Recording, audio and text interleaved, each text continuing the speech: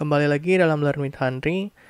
Kali ini kita akan melihat bahwa di dalam programming sendiri tentunya apa sih yang sebenarnya harus kita pelajari terlebih dahulu. Kan teman-teman tahu bahwa bahasa program itu banyak banget ya teman-teman. Ada bahasa misalkan mungkin teman-teman pernah dengar ada yang namanya Java, C kan yang teman-teman pelajari. C pun ada C++, ada C Sharp, atau yang sekarang mungkin terkenal Python. Terus apa lagi? Teman-teman punya bahasa scripting yang lain, misalkan MATLAB, ya, JavaScript. Nah, pasti teman-teman bingung nggak sih? Kok orang-orang itu pada saat belajar programming kok belajarnya bahasa C, tapi kok dia bisa semuanya ya? Dalam artian bisa tahu sintaksnya apa ya? Nah, sebenarnya solving bahasa programming ini kita punya elemen-elemen dasar. Kalau teman-teman nguasain kunci elemen dasarnya, ya teman-teman mau porting ke bahasa manapun, itu akan memudahkan teman-teman. Ya. Nah,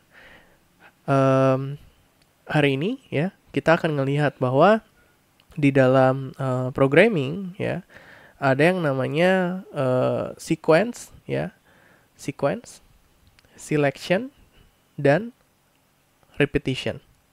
Ya.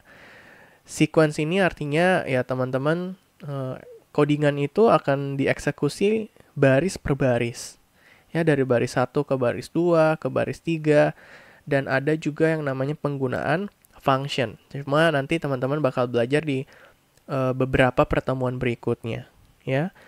Kemudian tadi juga udah saya sempat jelaskan mengenai selection, ya. Teman-teman dihadapkan dengan beberapa pilihan. Contohnya tadi teman-teman mau ke kiri atau ke kanan, apakah kondisi ini terpenuhi apa enggak, jadi ada kondisi gitu ya.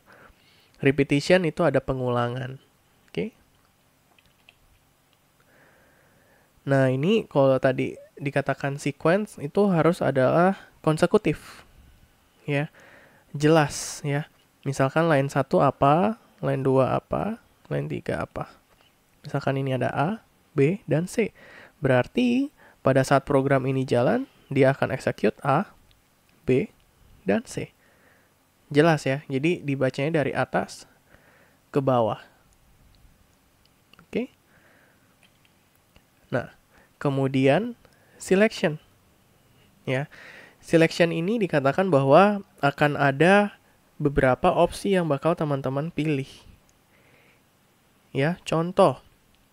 Misalkan di Bino sendiri ya, teman-teman kalau misalkan dapat grade-nya itu lebih besar sama dengan 95, teman-teman dapat grade-nya itu adalah A. Oke.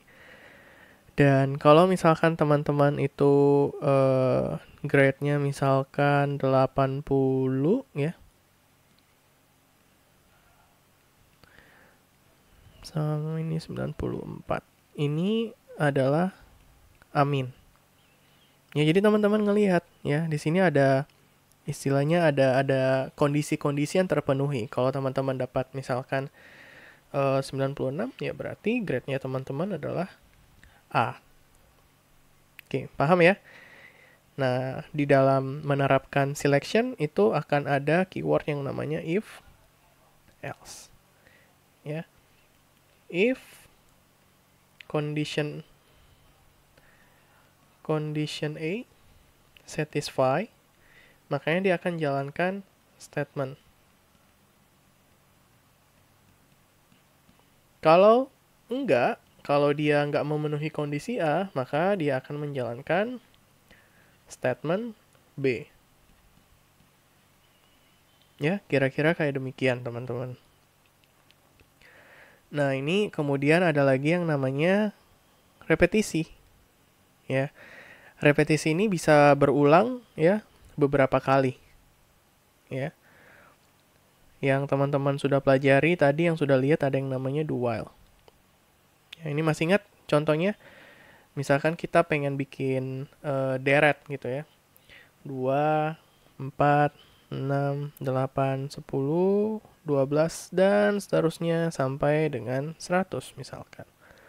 ini kan nggak mungkin ini kan kebetulan masih sampai 100. Kalau teman-teman cetak manual ya mungkin masih bisa. Tapi misalkan saya pengen minta 1000 gitu ya.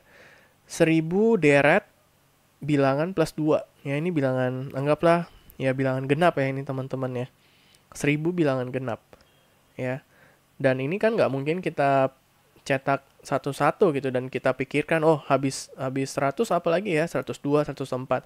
Kita pengen bikin deretnya. Nah, salah satunya ini bisa di solving menggunakan yang namanya repetition.